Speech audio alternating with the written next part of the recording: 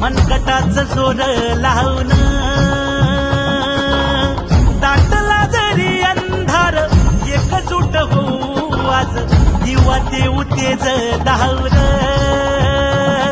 तू आभाळ